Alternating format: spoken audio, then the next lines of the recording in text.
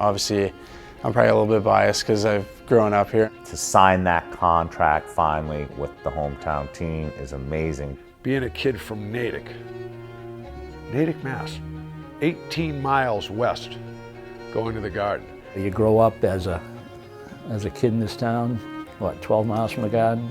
You dream about playing in the NHL, you dream about playing for the Boston Bruins, and then that dream comes true. It does happen, kids. It does happen. It can happen to you.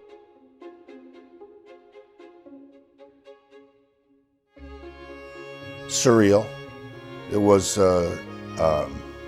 also a chance to get a feel for the competition. It was just like, it was at such a different level.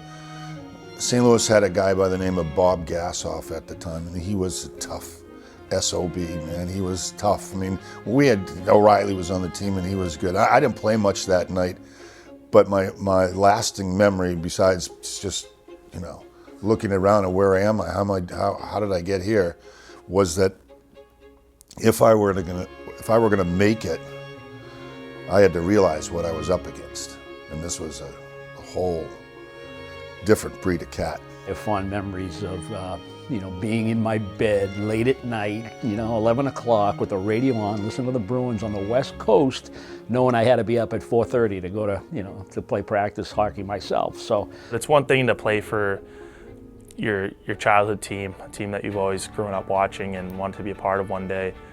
And then add on top of that we got a great team in that locker room, and we have a special group in there. So you want to make the most of it, and you want to prove what we have. I went to Mama Anna's in the North End with my whole family and friends. I'll never forget it. And I said, and I said this again in the beginning of the interview. Once you're a Bruin, you're always a Bruin. So it didn't matter to me if I ever went back again. And I ended up playing another 480 games in the NHL, but I didn't care. I made a shift. I feel like the Bruins do a really good job of making you very aware of players that have come in and meant a lot to the organization.